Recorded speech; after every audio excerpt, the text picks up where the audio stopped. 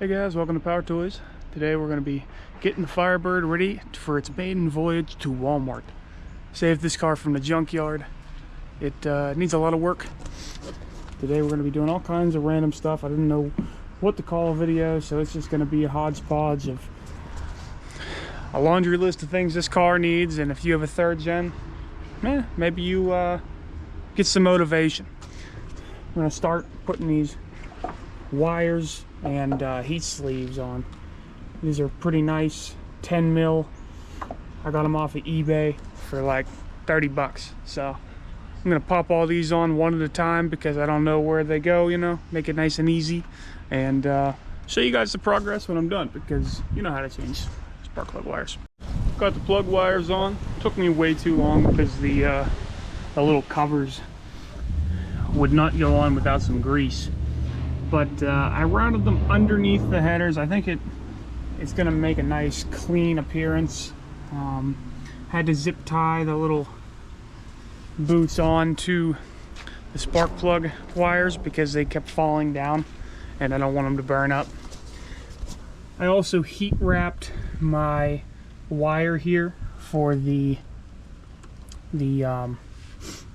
temperature sensor, and I connected my new O2 there, trying to keep it away from the heat as best as possible. That black wire there, it might still get too hot, but we'll see. Interested to see how all these covers actually hold up with header temperatures that get pretty hot. Next thing we got to do is throw the transmission mount on. So I'm going to crawl into the car and look at that. The reason I'm doing it is because, well, for one, you can see that, but whenever you do a hard acceleration on this car, it transmission and the drive shaft hit the floor, so that needs fixed. I've heard that you can just keep jacking the transmission up to clear the bolt out of the cross member, but I worry that that'll break the bell housing. So I'm going to attempt to take this cross member off. If it's giving me too much of a fuss, I'll keep jacking it up, but I'm a little worried about breaking my transmission, so let you know. New transmission mount is in. I ended up just lifting the transmission up a little bit more to clear it, and you can kind of get it out on an angle. The cross member bolts are really tight, so wasn't a whole big deal, but I don't have a baby tripod to put the GoPro under here, so sorry. Another thing I've been dying to do in here is clean up some of the electrical and lines that I don't use.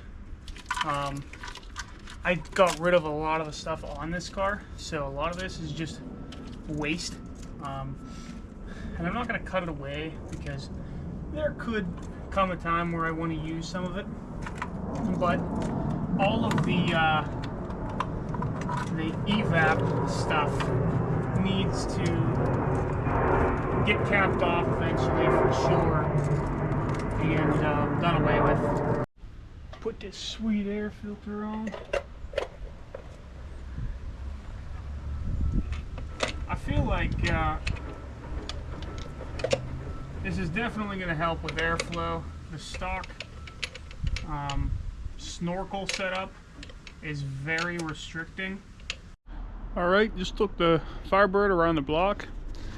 Made sure that the wires wouldn't burn themselves. Was beating on it pretty good. Everything came back looking alright. I don't see anything melted, so that's pretty good. Headers actually stayed pretty cool. I don't know what they would do, you know, on a road trip, say for an hour or two, but you know, just mobbing it around town, it was just fine. The next thing we got to do, now that the real reason I even took it for a ride is because I had to get it off the stands, and it was just an excuse to you know, test out the work. Now I got to put on those new rotors and wheel bearings. Hopefully I bought the right ones. Let's get a wheel off and see.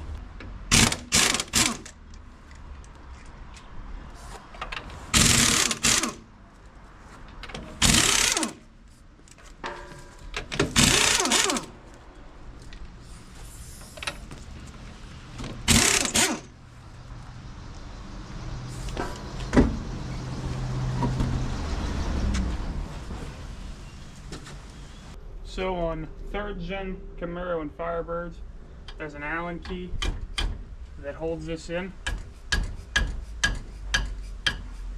Your caliper pin, rather. Got to get that off, which is, you know, they couldn't have just done it with a bolt. It had to be an Allen head bolt. Just got this finally dislodged.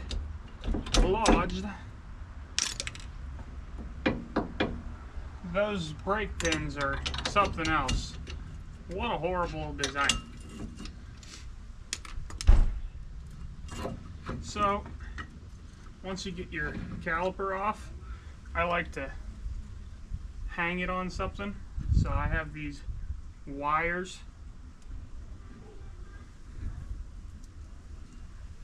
Just find somewhere somewhat out of the way. Unfortunately, there's not a lot of space in this car, so that is going to have to do. Get yourself a screwdriver and your nearest baby hammer. Oh, there goes a brake pad.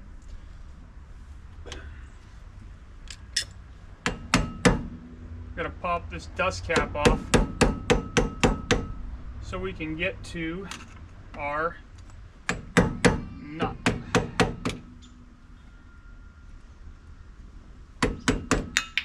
There we go. Now, someone has already been in here, did a little bit of work. It's probably me, I just don't remember. These have a pin in them that keeps you from having your nut back off. So you're going to have to straighten that back out so you can pull your cotter pin up and through. Typically, I can just get an end in, pound it out, it'll straighten it for you. Saves you some time trying to get it with a screwdriver. You can reuse your cotter pin 90% of the time. Just gotta find out what nut that is. It is a 27 millimeter. Mine was just finger tight. I'm gonna leave that on there and give the rotor a couple taps. Didn't have to. Wow, we got a lot of grease in here. And then if it's your first time, like it is mine, I like to, with everything, put it on the ground or your work table or whatever, the same way it came out. So I have my nut on the ground here, and I'm going to take the washer behind it and put it under the nut. I'm going to take my bearing out and put it underneath the washer. Just like this. So it goes down the same exact way. I don't care how simple it is, I always do that. Just one less thing when you're scrambling to get stuff back together that you don't have to worry about messing up. Okay, I'll show you on the other wheel, but I transferred it over. You just have to get underneath the bearing and put your foot on it, pound the screwdriver down, pop the bearing out. It seems like it's bouncing around like crazy. That's because this backing, I guess, spacer here pushes that down into the race. These are already pressed with races, so all you have to do is put the bearings in.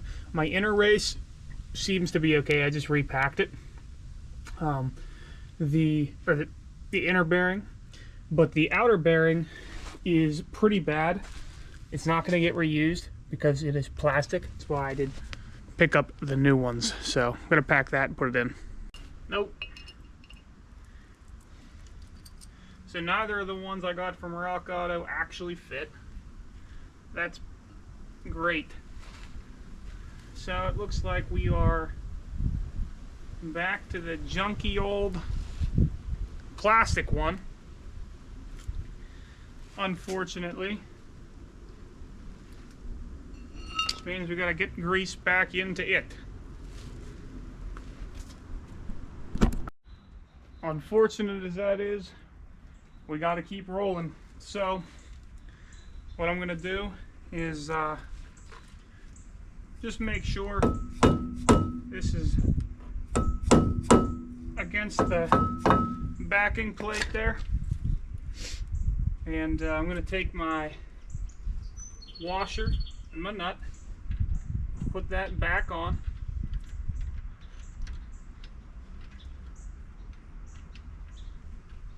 it has a groove on it, so it only goes on in one spot, so the washer won't spin the castle nut off. Tighten that down,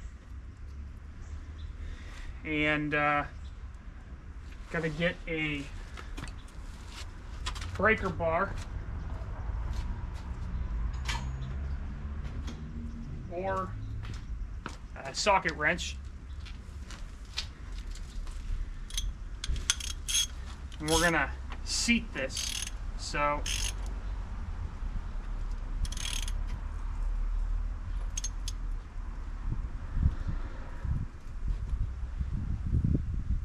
you want to get it a little snug and then back it off to where you can get the cotter pin back through.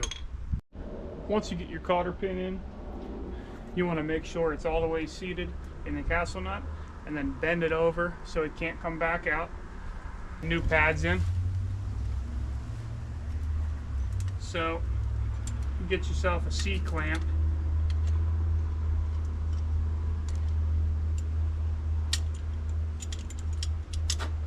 And one of your old pads.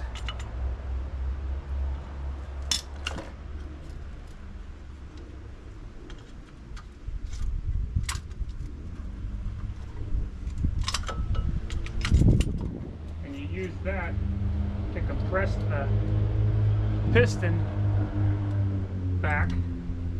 Plop it on there. And then get your other side. Plop it on there.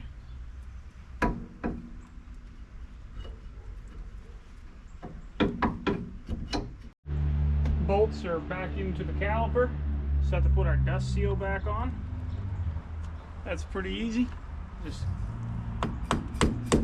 tap her on in. Before I had a lot of play in my wheel bearing, but I think it was just because it was so loose. It wasn't, the castle nut wasn't tight at all. Because when I went and felt it before, I had a lot of play. It's nice and tight now. So those will last me a little bit until I can go get another set of inner and outer. Hey guys, I'm back. It's been another day. I didn't get to film the other side, unfortunately. It got really dark. It was just not worth filming. But we got both sides, new rotors. Wheel bearings got repacked, inner and outer. I had to reuse them, but it feels real tight now, real nice. I don't feel any play at all, which is unusual. I tightened them down a little bit extra just because I don't want that play, but I'm probably going to replace the wheel bearings eventually. The next project we got going on is I got this AC delete here. And I've got to pull off the plastic housing over the blower motor to get this on. Unfortunately, it gives me some issues because the screws that go into the dash are spinning on the inside. So I'm probably going to have to just keep busting that out, maybe get the grinder out to cut them, and then self-tapper it into the firewall. Not happy about it, but, you know, shit happens. Extreme windshield wiper replacement.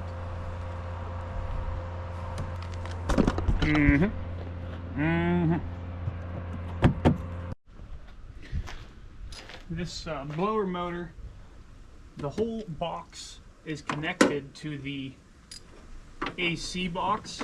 It's all one piece. So first thing you got to do this whole AC delete is get that whole box off.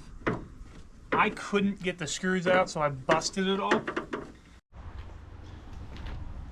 To disconnect our blower motor from the old housing, it's a 7mm. Go ahead and lose every single one of these screws.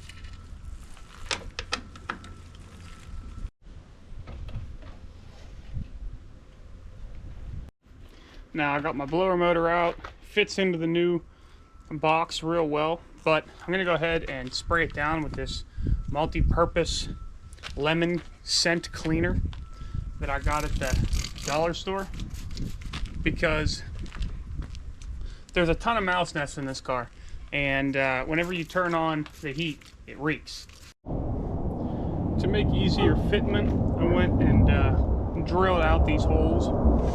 They're really small from the factory, so you can have like a universal purpose. Another thing you're gonna have to do is let's put self-tappers in, because you're gonna have to put your blower motor into this hole. I took the fan off of the blower motor and scrubbed it in the sink because I couldn't get all of it off. So my trick to getting this in here is silicone. I'm going to put copious amounts of silicone all over this.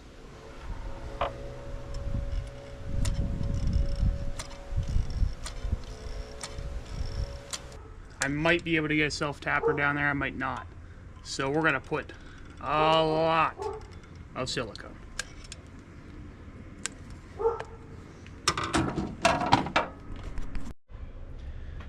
Just pushed it on down in here. Just tried to be delicate so I don't get everything covered in silicone. Just what we want to be covered in silicone. And I do use typically clear paintable. I use DAP. So I think it's actually caulk with silicone. So I'm really breaking the wallet here on the caulk. But you can see that's our first screw we got to get in. I have it angled up on one behind the motor. There's a stud. So just got to get that one in there and it'll be centered. Figure out some self-tappers, she'll be in. All right, buyer beware. The AC delete box is not deep enough for my fan. This is an AC car. Maybe the fan on a only heat car is smaller, but it doesn't come out enough. It hits the firewall. So we're gonna have to make some adaptations here, unfortunately. Change of plans. The foam was getting caught up in the blades, so I ended up just cutting all the fan blades until I can find a shorter fan. But I put a zip tie around them so they stay together, and when they're spinning they don't try to break off any easier because they don't have that support of the outer ring anymore. It's worth a shot. Zip tie might fly off. The blades might not have enough air, but what's it gonna hurt? Throw it in and see if that'll work. Well, that's another day wrapped up working on the Firebird. Got the heater box installed. Nice and neat wiring, which I love. It doesn't look like a rat's nest anymore. All the extra plugs for the AC I just put underneath the box. Did some screws for whatever that thing is, that junction. Fan works pretty good. Definitely good enough for the amount I'm gonna drive this car when it's cold out. So the next big thing is we have a brand new radiator, just came in. Aluminum with 2 fans. So that is gonna go in. We gotta get a new temp sensor in and few other things. Radiator was only like $150 with the fans, And I think it came with the temp sensor, so great deal on that. That's it for now, though. Back working on the Firebird. A little bit sick right now, but still need to get this car done because winter's coming. So I got the radiator today. I've got to do that. Got a brand new made in USA lower rad hose. Kit comes with a bunch of different connectors, but that just came with the radiator. I bought this and these separate. I have a temperature sensor that goes on the top of the intake right there, and then I have a fan sensor that will turn. It's like a switch, and it tells it when to kick the fans on because the one in this car doesn't work. And while I was at it, the radiator fan is bad, so I figured, well, I could buy a fan, or I could buy a dual fan setup, and I can get a whole new radiator with the trans coolers and everything in it for only, I think I paid $140, and the thing's pretty sweet.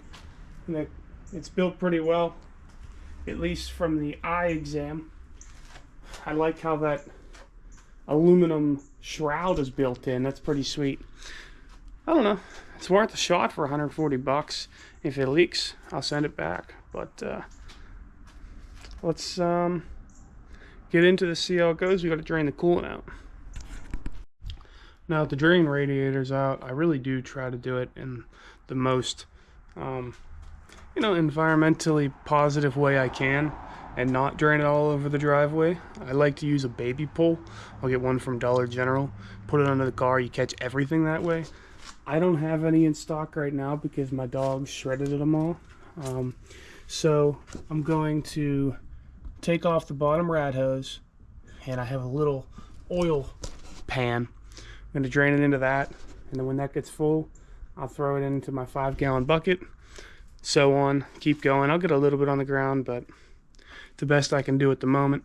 And yeah, that way it won't be a complete disaster, hopefully, when I have to go under there to take the fan switch out of the block. Also wanted to mention just a little hack. Instead of like dumping your used transmission fluid into the ground, just collect it. I had to put this into a bottle, but I keep all the transmission fluid, as long as it's not absolutely horrendous.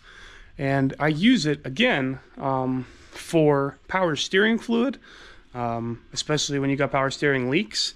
You have an unlimited source of transmission fluid whenever you're doing changes. And it's also really good for lubricating stuff when you're, assembling things. And probably the best use for it is hydraulics. If you have any hydraulic work you got to do, it works really good as hydraulic fluid, pretty much regardless of condition. But I do try to make sure it's a little red still.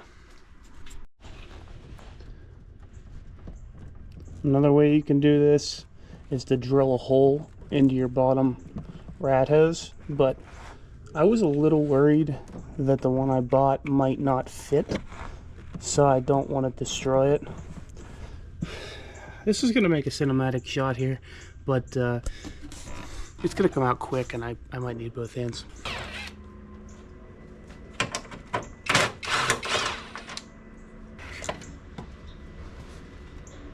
Man, these cars really suck to work on with this hood and the front nose cone. It's just so dramatically long.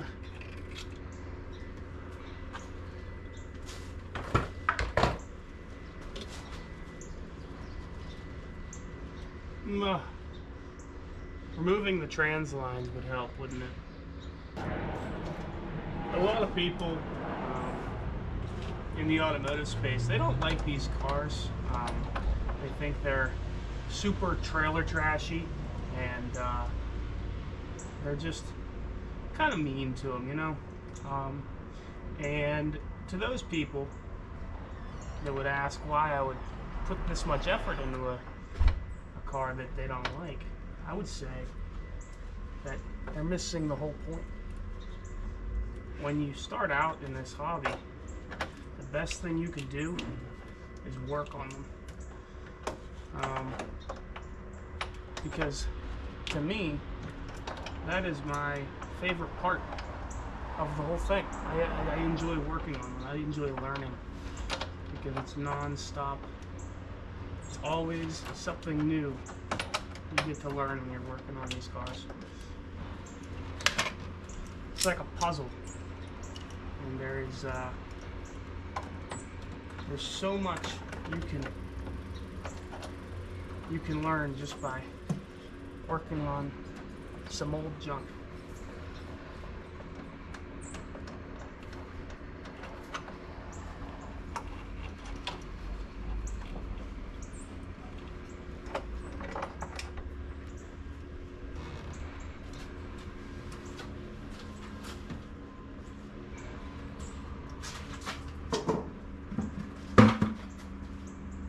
And luckily, the entry point to get into one of these is really cheap.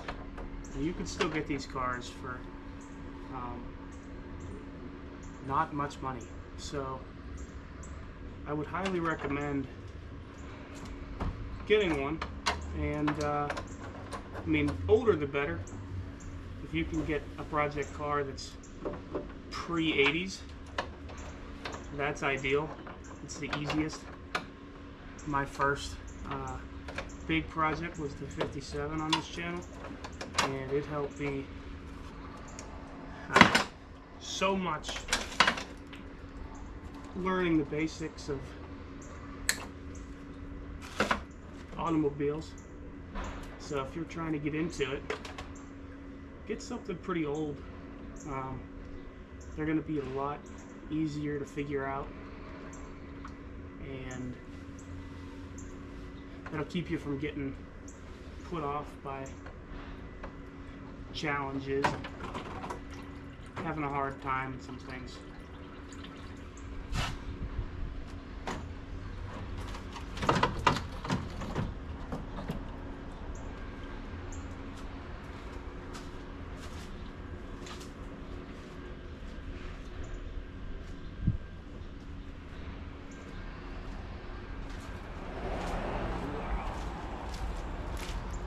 Look at that AC condenser. We destroyed it when we put the motor in. Wow, that's rough.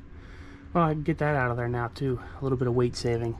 But then there's going to be nothing to protect my radiator. So I might put some chicken wire or something in there for rocks that can come up. And then we got to rebuild the bottom here. Do something with it.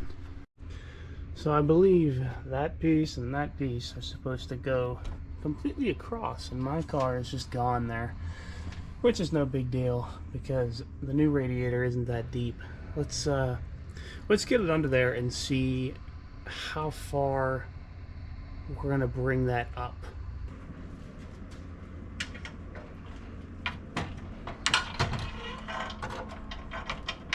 Oh, not at all. They lied. Okay. On the eBay, they claim that this is a different size than it really is, which isn't an issue. Just thought it was going to be a lot shorter than that. Huh. Okay. I came up with something I think is pretty neat. This is a perfectly sized piece of aluminum for a door, like a accordion door. And what I've done here is I've gone in the car and got my measurements of what I need on both sides, made that happen, and this piece clicks in to that channel with this. It's perfect. And I use cabinet little keeper nuts there, so when you're underneath the car you can tighten it. You don't have to have any wrenches or anything. You don't have to try to get in there. It's already, you know, so just like having a welded nut in there. So the only thing this doesn't account for is having some anti-rattle. And I cut some bicycle inner tubes right there, and I'm going to put it on both channels so it'll sit on that rubber. That shouldn't melt. It should be all right because it doesn't get that hot on the external parts of the rad. I'm pretty happy with this. All I have to do is weld up these side clips in the car, and then we'll be good to go. I have it down there. I'm going to go ahead and throw a couple tacks on it, make sure the fitment's okay, and go to Booger Town.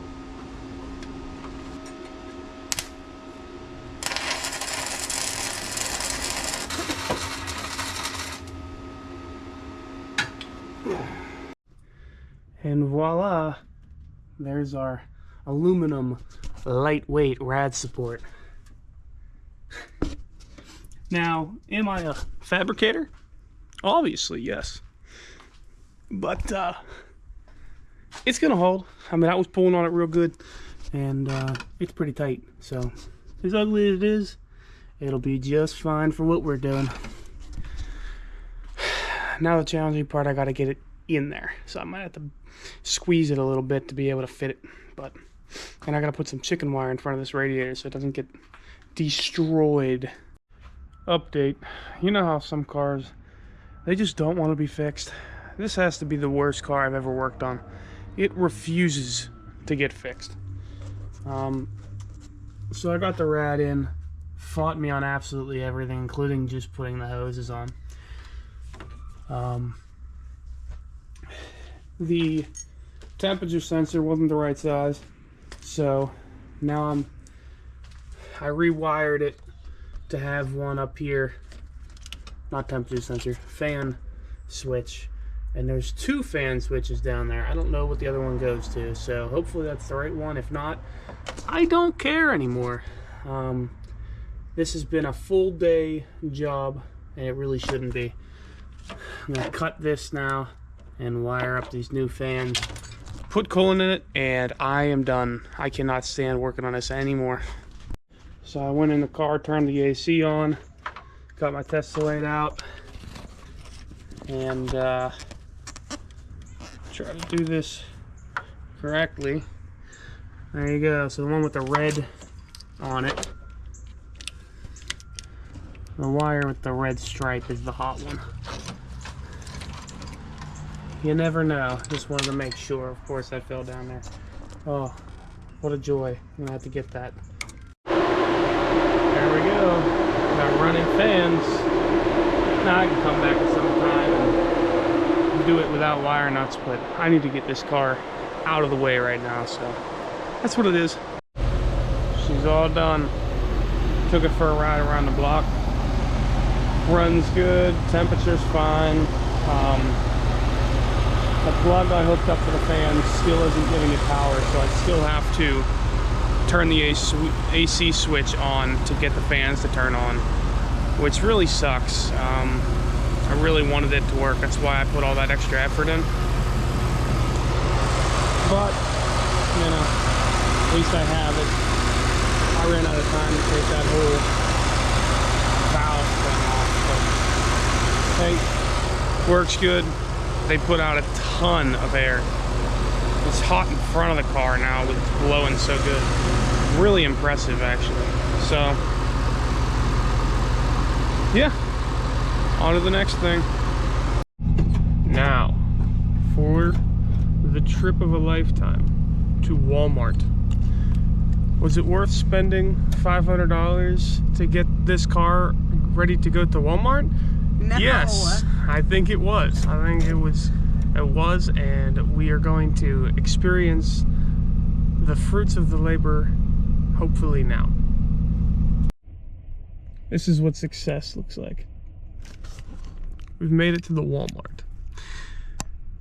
Totally worth the $500. I'm very glad that the car is in operating condition now. I've been driving it around a good bit. It's running pretty good. Still have a lot more I gotta do. I gotta put the rear end in. Winter's closing in on me though, so I don't have a whole lot more time to get stuff done. But that's gonna wrap up this section, and we'll do another video kind of like this on this car, documenting more of the laundry list of things it needs, but for now, it's a drivable car. It made it to the only spot that matters. So, success. Catch you guys on the next one.